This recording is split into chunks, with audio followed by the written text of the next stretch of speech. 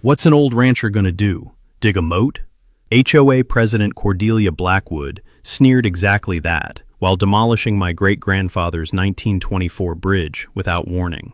24 hours later, she wasn't laughing. Picture the woman who called my family's century-old stonework a rustic eyesore, now knee-deep in muddy creek water. Designer heels sunk in muck, perfect blowout ruined, watching her Tesla disappear under 12 feet of floodwater. "You hillbilly psychopath," she screamed across the water. "How dare you flood my home?" Her shrieks echoing across the submerged Whispering Pines development. Pure justice. The diesel fumes from excavators working all night, worth every gallon. Her fatal mistake? Assuming this old rancher knew nothing about federal water rights that predate her entire neighborhood by a century. Overnight, her luxury community became an isolated island.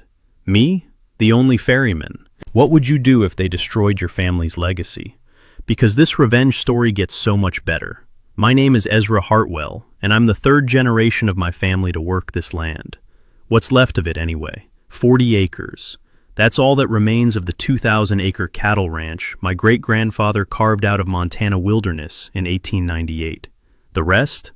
Sold off piece by piece over the decades to cover medical bills, drought losses, and the kind of financial bleeding that slowly kills family operations like ours. But we kept the heart of it, the original homestead, the winter pastures, and most importantly, the stone bridge my great-grandfather built with his own hands in 1924 to connect our grazing lands across Willow Creek.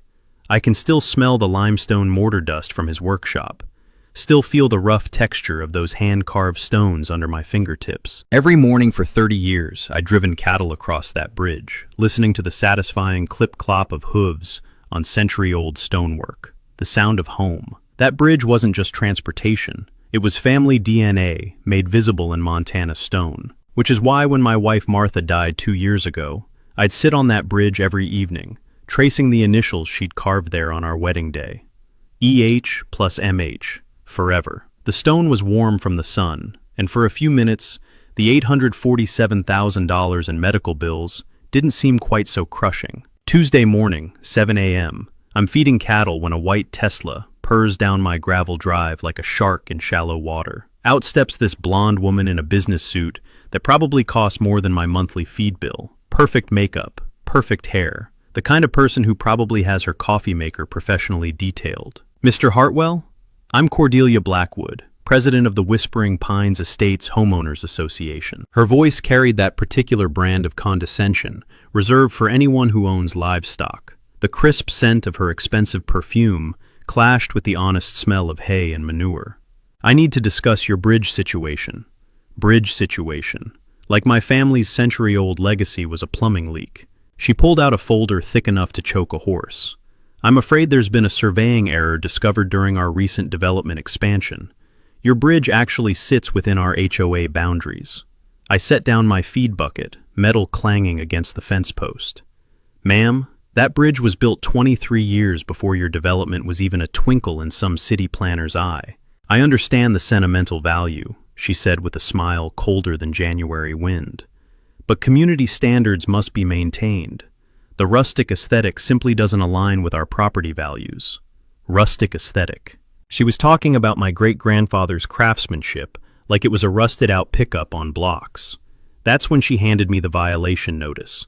30 days to demolish. 47 signatures from HOA residents demanding immediate resolution of the eyesore issue. A list of contractors pre-approved for demolition services. The cherry on top? A business card for her husband's construction company, offering to handle the job at a family-friendly discount. Because nothing says family-friendly like charging you to destroy your own heritage. "Mrs. Blackwood," I said, keeping my voice level, "that bridge connects my winter pastures to my main ranch. Without it, I'd need to build 3 miles of new fencing and an alternate route that would cost $50,000. Money I definitely didn't have. Not with Martha's medical debt crushing me like a slow avalanche. She clicked her pen with the precision of a guillotine blade. Perhaps it's time to consider whether cattle ranching is still viable in our evolving community. There it was, the real message. "You don't belong here anymore, old man." I watched her Tesla disappear down my driveway, kicking up dust that settled on everything like a bad omen. The violation notice felt heavy in my calloused hands, but Cordelia Blackwood had made one crucial mistake. She assumed I was just another broken-down rancher too tired to fight back. She was about to learn that the Hartwell family doesn't break that easy. 2 days after Cordelia's visit, a process server showed up at my door with enough legal paperwork to start a bonfire. The smell of expensive cologne couldn't quite mask the stench of intimidation tactics. The law firm's letterhead read, Pemberton, Hayes and Associates, one of those downtown outfits with marble lobbies and hourly rates that could fund a small country. The threat was crystal clear. Remove the bridge voluntarily or face a lawsuit that would cost me more than my entire ranch was worth. But here's the thing about being backed into a corner. Sometimes it forces you to remember skills you thought you'd forgotten. 28 years ago, before I inherited this ranch, I'd spent 4 years as a paralegal in the county courthouse. Back then, I'd learned that most property disputes aren't won in courtrooms. They're won in dusty basement archives where the real history lives. So, I drove my rusted F-150 down to the courthouse, breathing in that familiar cocktail of old paper and bureaucratic defeat, and started digging through land records that hadn't seen daylight since disco was popular. What I found in those yellowed files made my morning coffee taste a whole lot better. The original 1898 federal land grant clearly showed Willow Creek and a 30-foot easement on both sides as perpetual public access for agricultural and transportation purposes. My great-grandfather hadn't just built a bridge. He'd built it on federally protected land that couldn't legally be claimed by any private development. Something about grandfathered easements and federal water navigation rights that most modern lawyers forget to check. Even better, the environmental impact study for Whispering Pines had somehow managed to completely ignore the existence of my bridge. You know what happens when developers file federal paperwork that omits century-old infrastructure? The whole project becomes what lawyers call potentially voidable. Fancy words for, oops, you might have to tear down everything and start over. I photocopied everything twice, then called my old Marine buddy Tucker, who'd traded his sergeant stripes for a law degree and now specialized in water rights disputes. The conversation was enlightening. Ezra, hypothetically speaking, if someone built a development that blocked federal creek access, what would happen? Hypothetically, the feds could declare the whole thing illegal and force complete reconstruction. Plus fines. Lots of fines. Why? Oh, no reason. Just curious about hypothetical situations involving bridges and water rights. Meanwhile, Cordelia was busy playing her own games.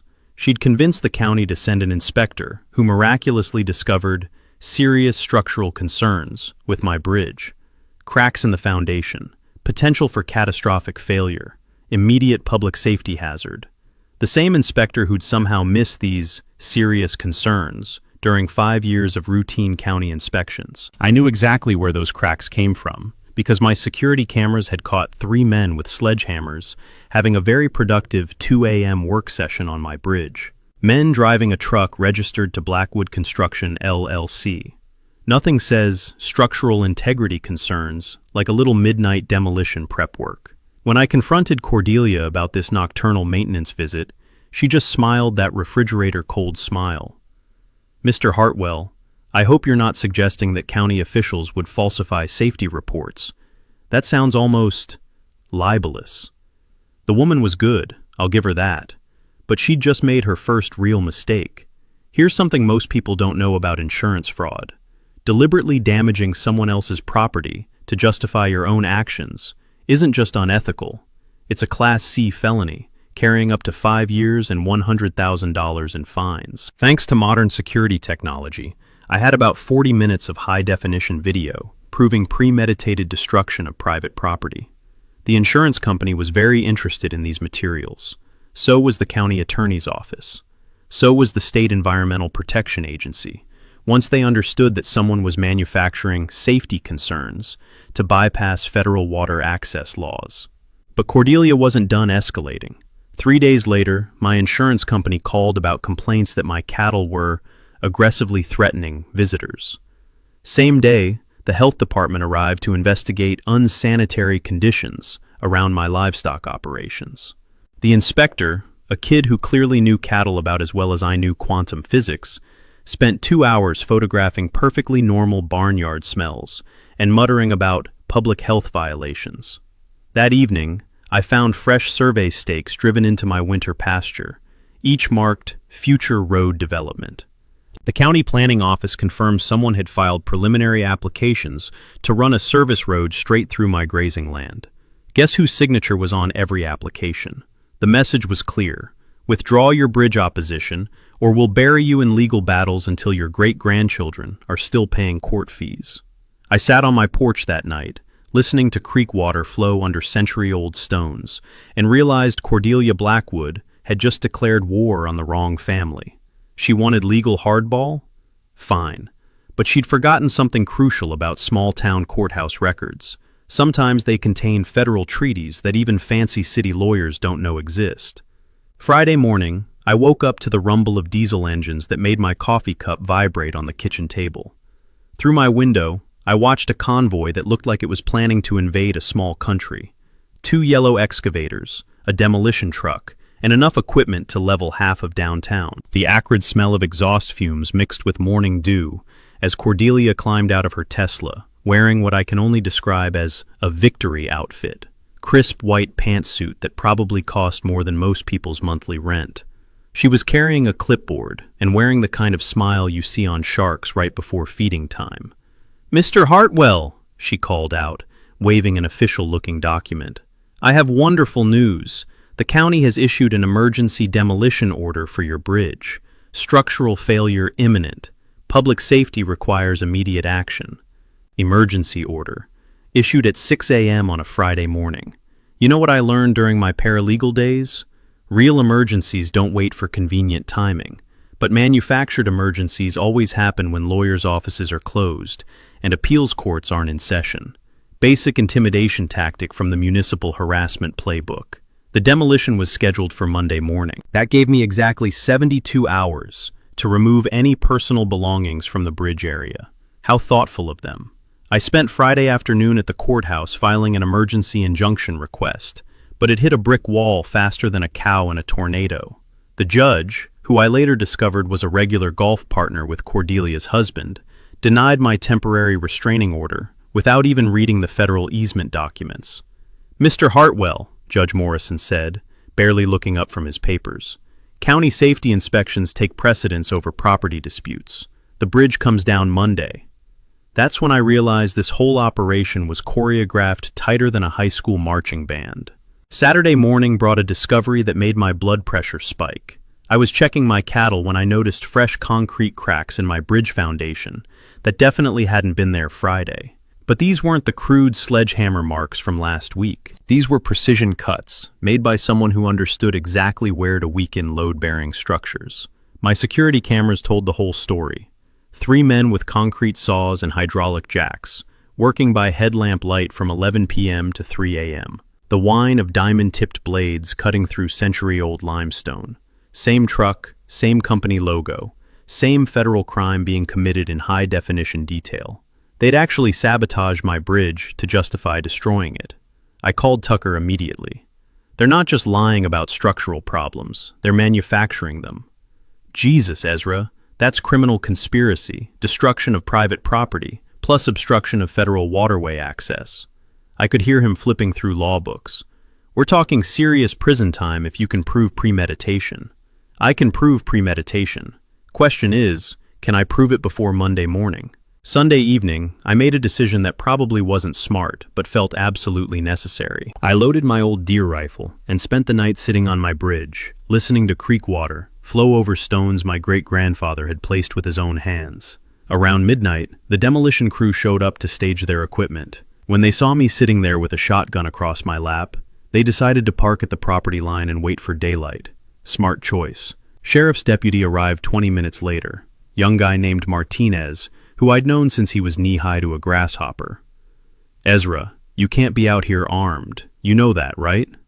"Deputy Martinez, I'm on my own property with a legally owned firearm, committing no crimes and threatening nobody. Last I checked, that was still constitutional in Montana." He radioed back to dispatch, then walked over. "Look, I understand you're upset about the bridge situation. What would really help is arresting the people who've been vandalizing my property all week. I handed him a USB drive. 40 hours of security footage, everything time-stamped and documented. Martinez looked at the drive, then at the demolition equipment, then back at me. Something in his expression told me he was starting to smell the same rat I'd been tracking. Monday morning arrived like a funeral procession. 2 sheriff's deputies, the demolition crew, county inspector with a clipboard, and Cordelia Blackwood, standing off to the side like she was watching her favorite soap opera. That's when my real insurance policy revealed itself. See, while Cordelia had been busy orchestrating this legal theater, I'd been doing some choreography of my own. Every HOA board meeting for the past month, every private conversation between her and the county inspector, every phone call to her husband's construction company, all recorded on the wireless microphones I'd been strategically placing around her favorite meeting spots, including last night's call, where she'd explicitly discussed creating additional structural damage to justify emergency demolition before federal agencies could interfere. Sometimes the best defense is letting your enemies hang themselves with their own words. The morning after they demolished my bridge, I woke up to silence. No clip-clop of cattle hooves on century-old stone, just the hollow sound of creek water flowing where my family's legacy used to stand, mixed with the distant hum of Cordelia's victory celebration echoing across the valley. But Cordelia Blackwood wasn't content with just winning. She wanted total annihilation. Tuesday brought the first salvo of her scorched earth campaign. An anonymous health department complaint about noxious livestock odors, creating a public nuisance. The inspector, a pale city kid who probably thought milk came from cartons, spent 3 hours photographing my perfectly normal cattle operation, while breathing through his mouth like he was touring a plague ward. Wednesday morning, property tax assessors materialized unannounced to reevaluate recent improvements. 15 years of stable assessments, but suddenly my ranch needed urgent review the day after losing federal appeals. Coincidence, I'm sure. Thursday brought noise violation complaints about my 6 a.m. cattle feeding schedule, because apparently the sound of hay hitting feed troughs was disturbing the suburban serenity that Cordelia had worked so hard to curate. Next, they'd probably complain about roosters crowing at dawn. But Friday's attack hit where it hurt most. I was driving my feed truck down the shared access road, the same route I'd used for 30 years, when I found orange traffic cones blocking my path like a line of plastic soldiers. A fresh sign reading, "Private Road, No Through Traffic," had sprouted overnight. Cordelia stood beside her pristine Tesla, clipboard in hand, wearing a smile that could freeze Satan's coffee. "Mr. Hartwell, perfect timing. The HOA voted last night to restrict access on our private roadway. Insurance liability concerns, you understand. This road was built on a county easement in 1962, I said, tasting the metallic tang of barely controlled rage. You can't privatize public access. Actually, we can. Our legal team discovered the original easement only covered residential traffic. Commercial livestock operations require separate permits, her smile widened, which were never obtained. That's when I realized how deep this went. Someone had spent serious money digging through 40-year-old county records, hunting for legal loopholes like a truffle pig searching for buried treasure. The kind of systematic research that takes teams of lawyers and costs more than most people's annual income. This wasn't revenge anymore. This was a coordinated campaign to force me off land that had been in my family for 4 generations. Over the next week, the attacks came with military precision. Insurance complaints about unsafe livestock practices, environmental reports about cattle waste contaminating groundwater, fire department notifications about improperly stored agricultural chemicals, which turned out to be standard cattle feed stored exactly like it had been for 3 decades. Each complaint triggered inspections. Each inspection required paperwork. Each form demanded fees and legal responses that steadily drained my already empty bank account. But the psychological warfare cut deeper than the financial bleeding. I'd come home to find fresh tire tracks crisscrossing my pastures, where vehicles had no business being. Security cameras caught HOA maintenance crews conducting midnight boundary surveys that somehow required driving across my grazing land with surveying equipment. When I called to complain, I was told they were ensuring compliance with environmental protection guidelines. Then Cordelia crossed the line that turned this personal.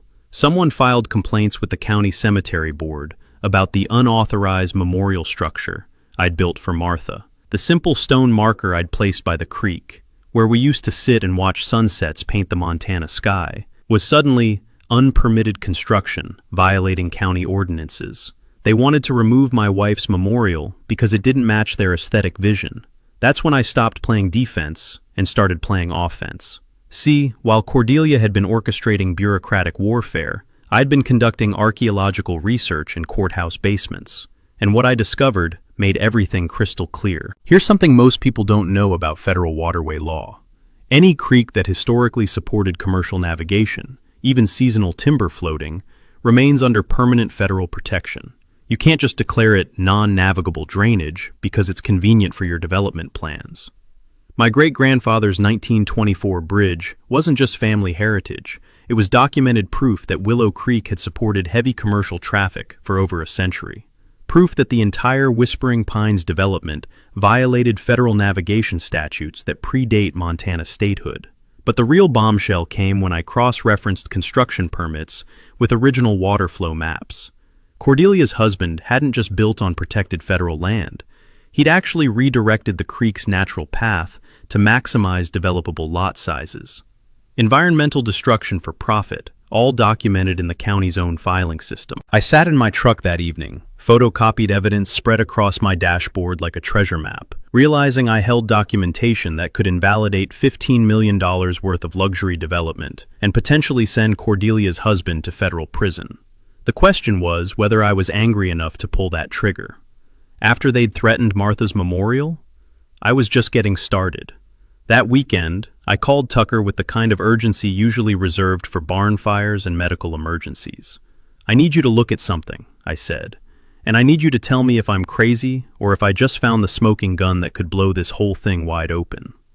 Tucker drove up from Billings Sunday morning with a briefcase full of federal water law textbooks and the kind of serious expression he used to wear when briefing missions in Afghanistan. We spread everything across my kitchen table: county maps, construction permits, environmental studies, and the yellowed 1889 Federal Navigation Survey that smelled like old leather and forgotten secrets.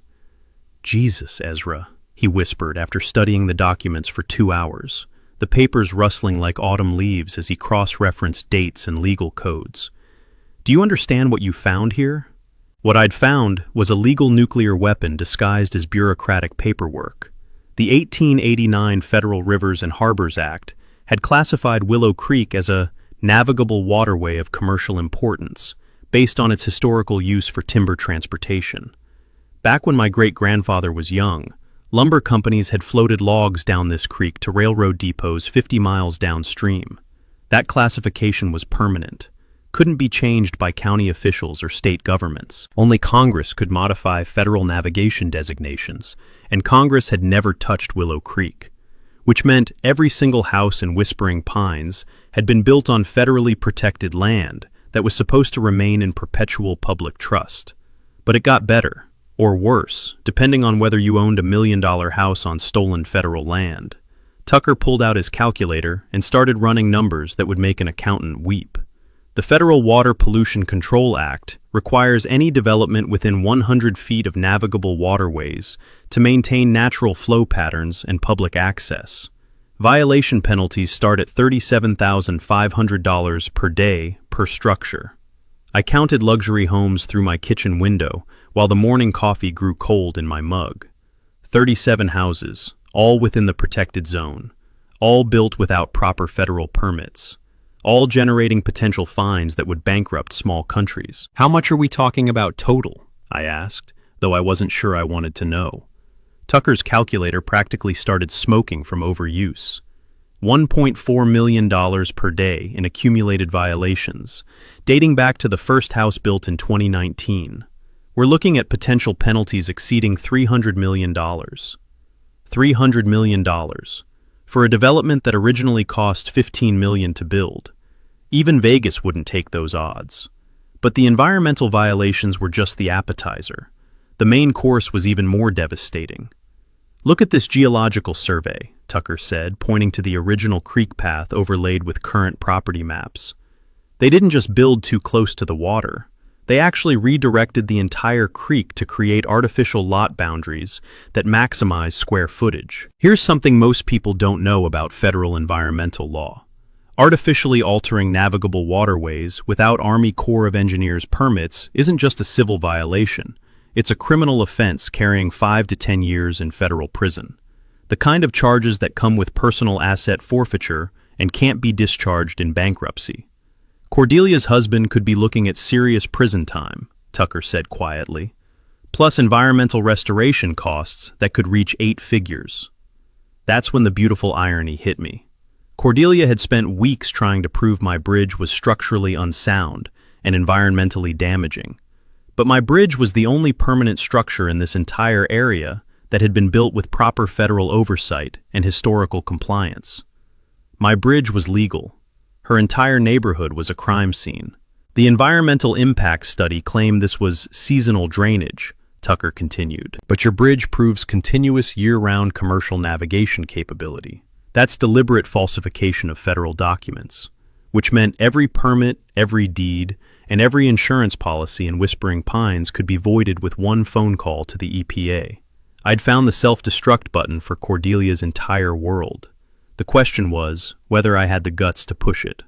Monday morning, I sat on my porch with Tucker, staring across the valley at Whispering Pines, while a plan took shape that was either brilliant or completely insane.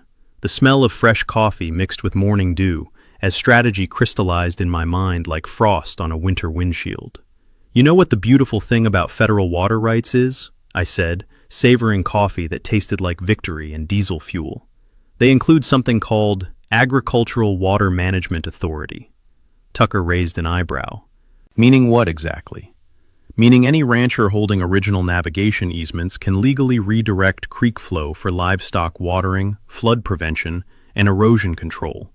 This was something I'd learned during my paralegal days. Agricultural exemptions in federal law are broader than most lawyers realize. No permits required except from the feds themselves, and since I already hold the 1889 easement, they can't legally refuse. The plan crystallized with beautiful simplicity. If Cordelia wanted to play legal hardball, I'd give her a masterclass in rural property law. But instead of destroying her neighborhood with environmental violations that would hurt innocent families, I'd create something much more poetic. I'd turn her luxury development into an island. My first recruit was Jake Thornberry, who ran Thornberry Excavation and owed me a favor dating back to Desert Storm. Jake was the kind of guy who could move mountains if you paid him in beer and gave him an interesting challenge. When I explained what I needed, he started laughing so hard he nearly choked on his chewing tobacco. You want me to dig what amounts to a medieval moat around a modern subdivision? Technically, it's agricultural water management infrastructure designed to prevent flooding and provide livestock access to creek water. And technically, I'm just a guy with heavy equipment who doesn't ask too many questions about creative landscaping projects. Jake's grin could have powered the county. How deep we talking?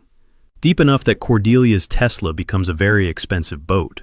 Next, I recruited Maggie Lane, an environmental engineer who'd moved to Montana after getting tired of fighting oil companies in courtrooms.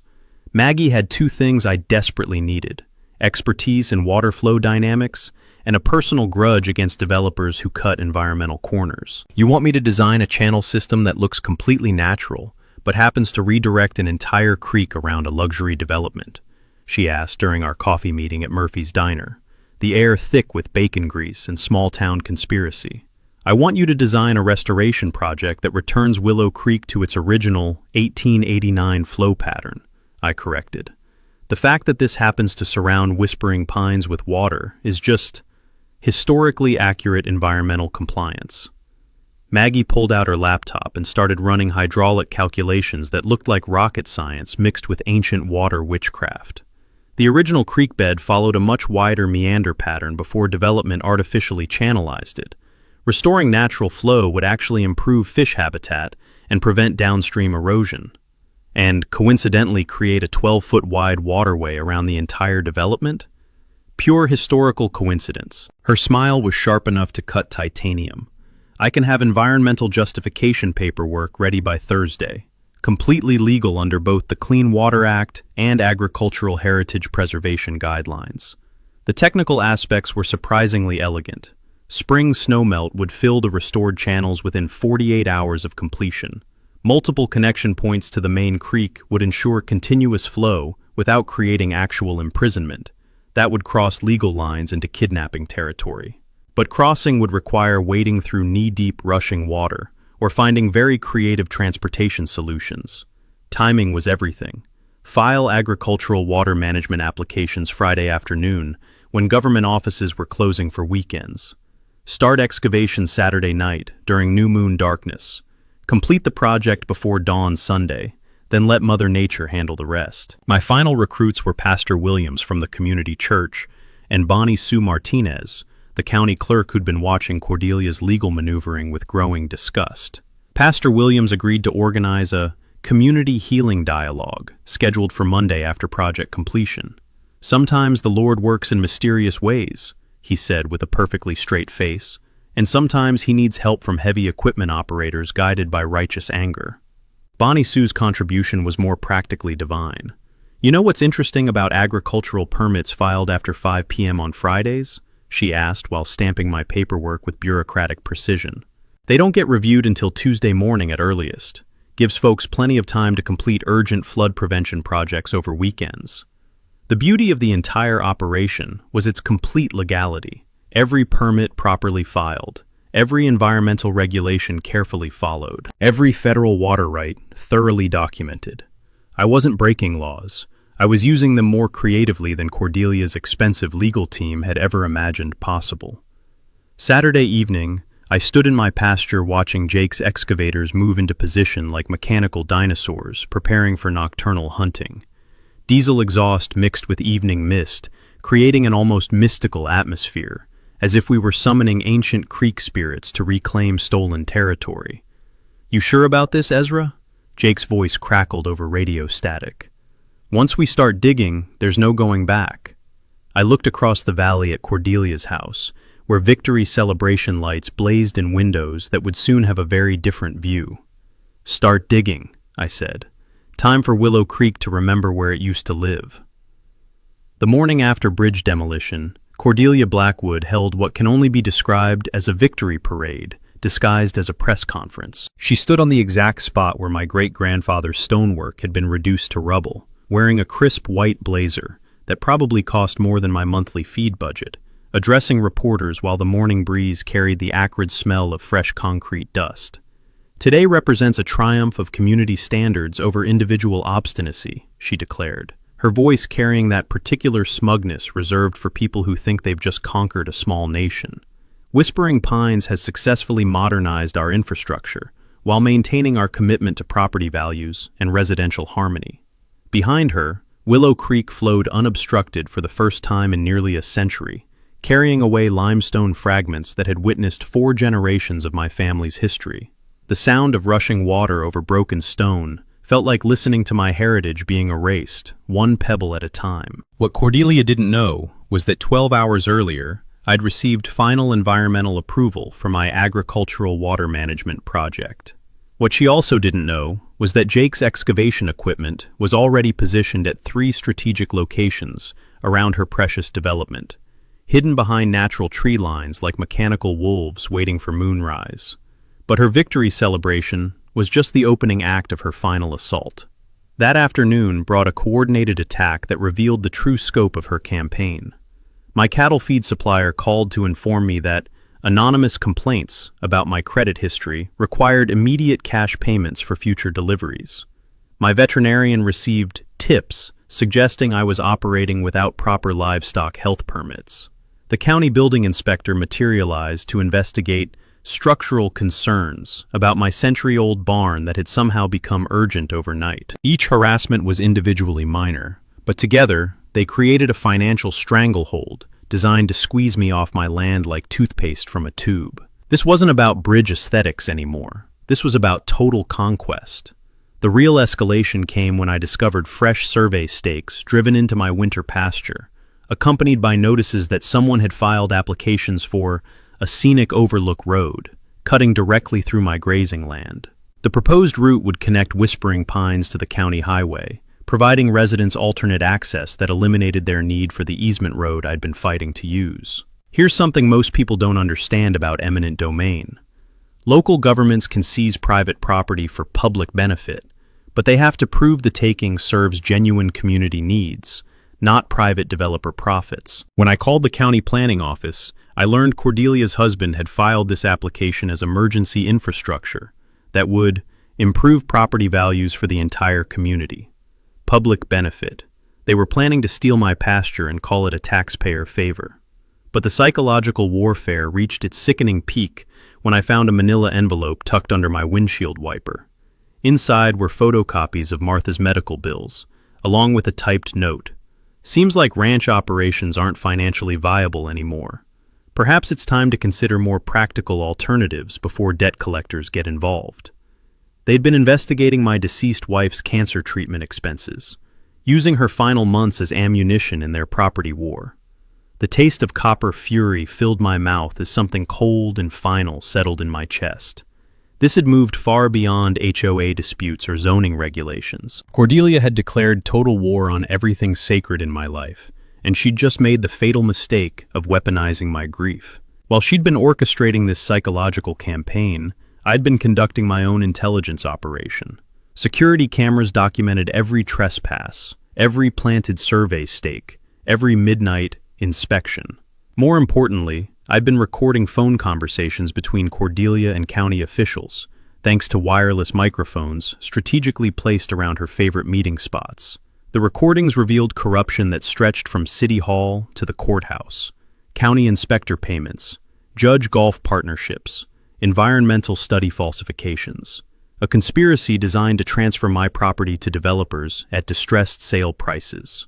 But the most damaging recording captured her conversation with a private investigator hired to research my financial vulnerabilities. The discussion included explicit plans to use Martha's medical debt as leverage for forced property sales, along with strategies for manufacturing additional code violations that would make my ranch economically unviable. Apparently, widow shaming was just another tool in her real estate acquisition toolkit.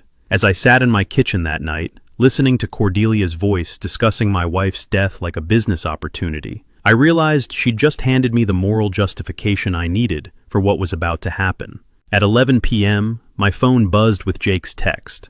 Equipment in position. Weather's perfect. Creeks running high from snowmelt. You sure about this? I looked toward Whispering Pines, where celebration lights still twinkled in houses built on stolen federal land by people who thought themselves untouchable. Start digging, I replied. Time for Cordelia to learn what happens when you declare war on Montana water rights. The distant rumble of diesel engines starting sounded like thunder, announcing the coming storm. Sunday morning, 6:47 a.m. Cordelia Blackwood's victory celebration came to an abrupt end when she stepped onto her patio for her morning yoga routine and discovered that her million-dollar view had been dramatically redecorated overnight. Where yesterday there had been manicured lawns and tree-lined walking paths, today there was water. Lots of water. Rushing creek water that had somehow found its way around the entire perimeter of Whispering Pines, creating what news helicopters would later describe as an unplanned water feature of unprecedented scope.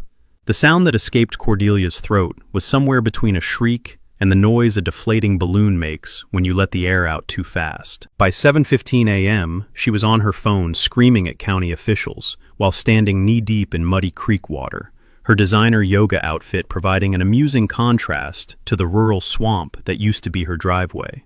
The crisp morning air carried her voice across the water like a public address system, broadcasting pure panic. "This is illegal! This is terrorism! I demand immediate county intervention and criminal prosecution." What followed was 12 hours of the most entertaining legal theater I'd witnessed since my paralegal days. First came the emergency pump trucks, dispatched by Cordelia's husband's construction company to drain the illegal water accumulation. That lasted exactly 43 minutes, until Bonnie Sue Martinez arrived with federal water rights documentation, proving that any interference with restored natural creek flow violated the Clean Water Act.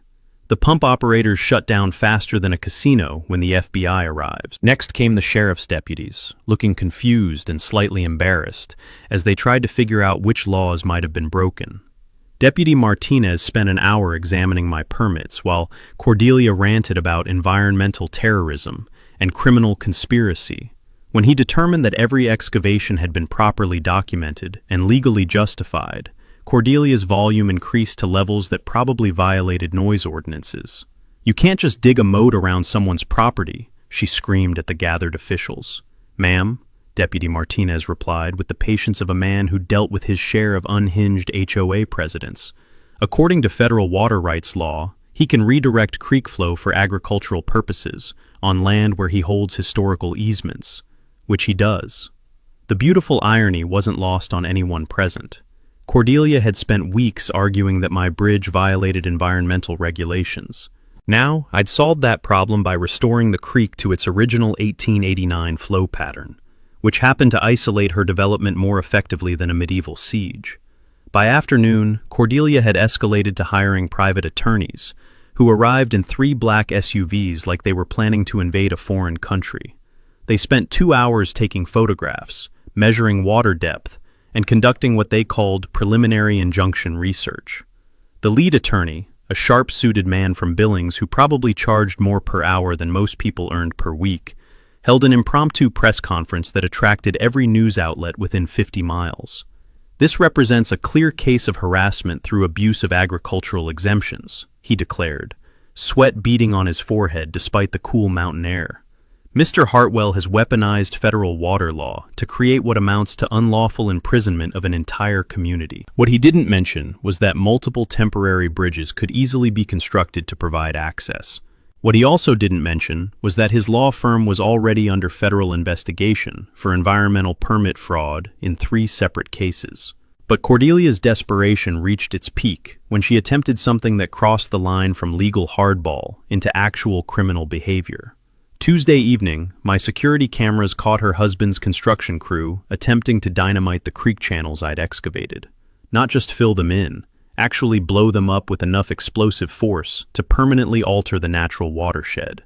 The kind of environmental destruction that carries federal prison sentences measured in decades.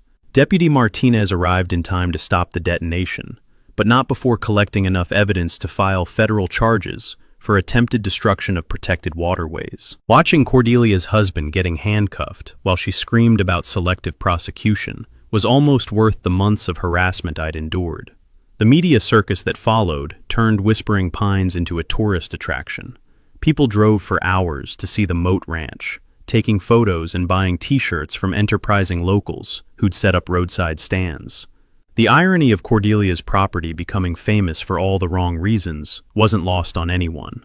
Thursday brought the final, desperate gambit. Cordelia hired a helicopter to airlift supplies to trapped residents, apparently believing this would generate sympathy for her cause. Instead, it created viral social media content, as luxury homeowners were filmed being rescued from their own driveways, like survivors of a natural disaster they'd created through their own arrogance.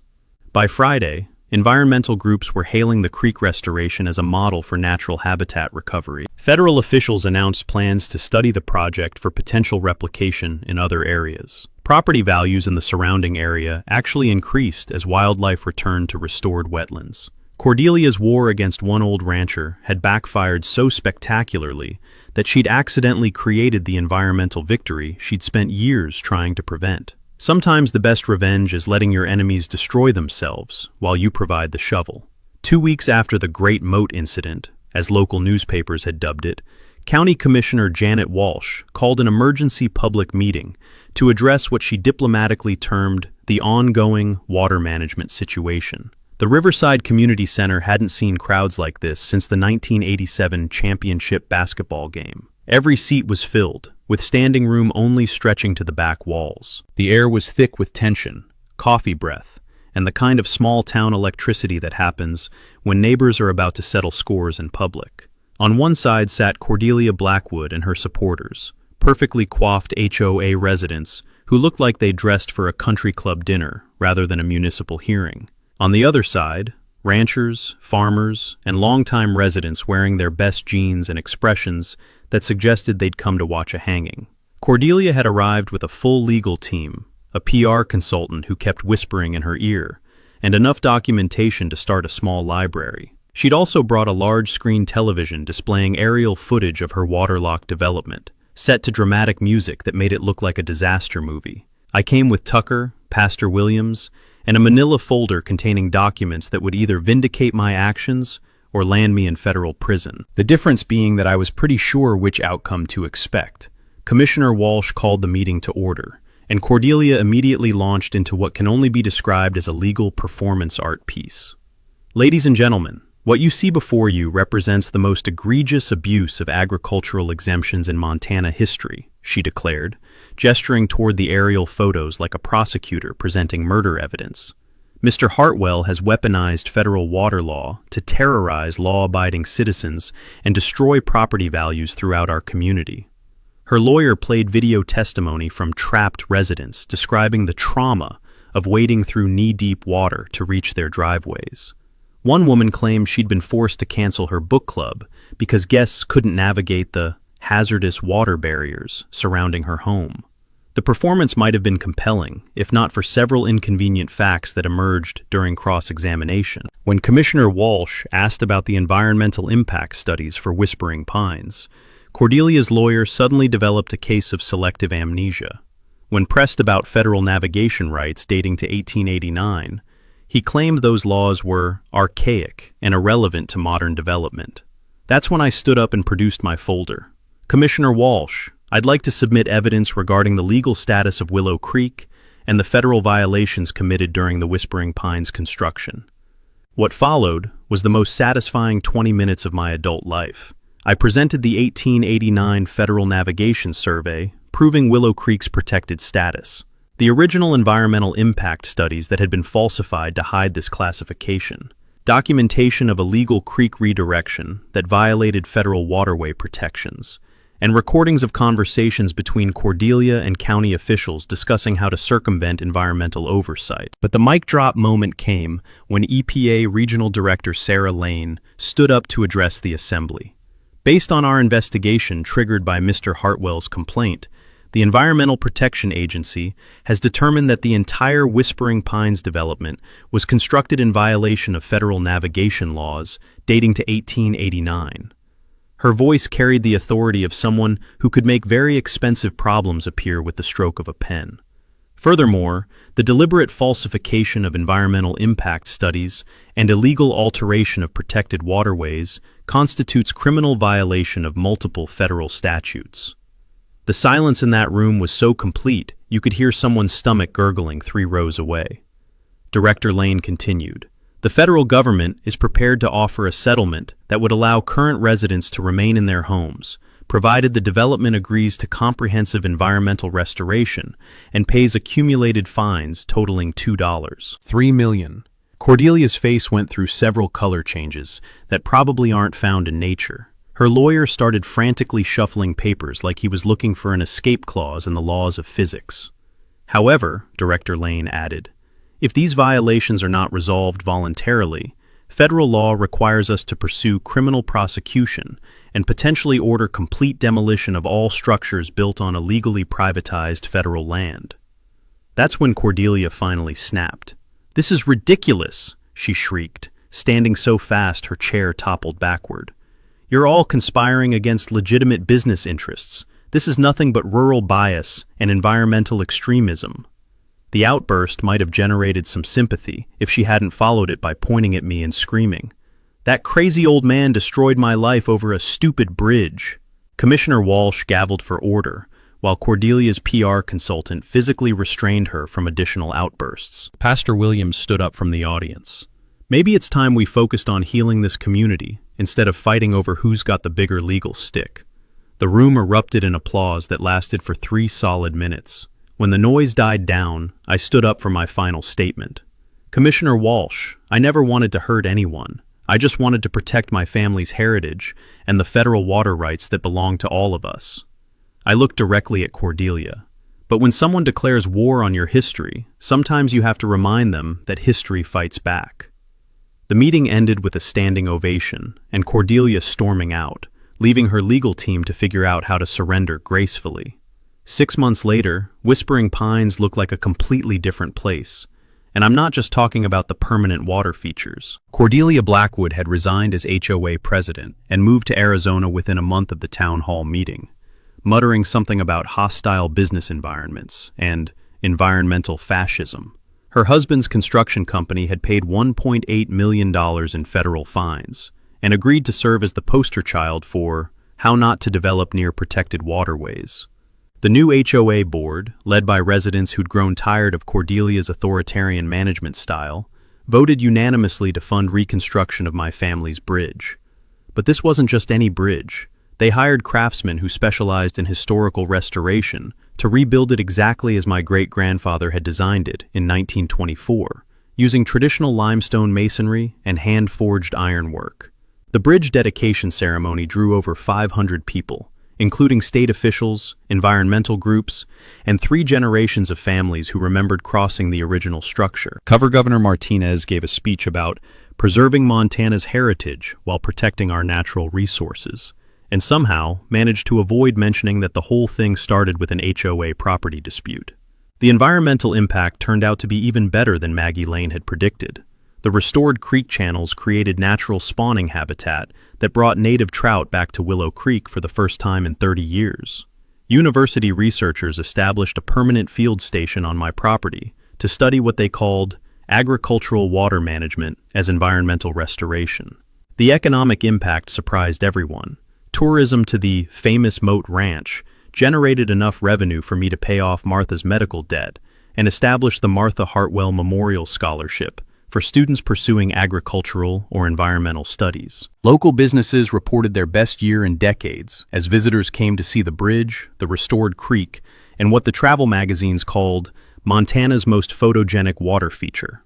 But the real healing happened in ways that couldn't be measured in dollars or tourist numbers. The annual Bridge Festival became a celebration of community cooperation, with former HOA adversaries working alongside ranchers to maintain trail systems and wildlife habitat. Local school children take field trips to learn about water rights, environmental stewardship, and what happens when communities work together instead of fighting each other. Property values throughout the area actually increased as the restored wetlands attracted wildlife, and the historic bridge became a regional landmark. The same people who'd signed petitions to demolish my eyesore were now bragging to visitors about their proximity to authentic Montana heritage.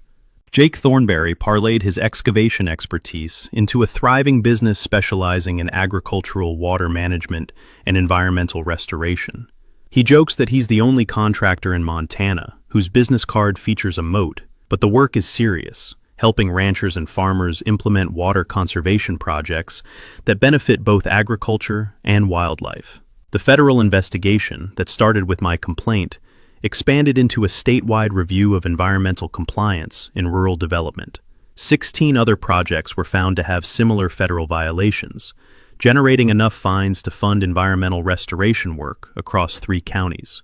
Cordelia's former mansion now houses the Willow Creek Environmental Education Center, where visitors can learn about water rights law, natural habitat restoration, and the importance of community cooperation in environmental protection. The irony of her home becoming a monument to everything she'd opposed wasn't lost on anyone, though we try to be diplomatic about it during public tours. Every morning, I still drive cattle across that bridge, listening to the familiar sound of hooves on stone, while creek water flows beneath exactly as my great-grandfather intended. The carved initials from 3 generations of my family are now joined by EH 2025, my small addition to a legacy that almost ended with a demolition order. Sometimes I sit there in the evening, watching sunset paint the Montana sky, while water flows around what used to be Cordelia's island kingdom, and I think about how fighting for what's right doesn't always require destroying what's wrong. Sometimes, it just requires helping the truth find its way back to the surface.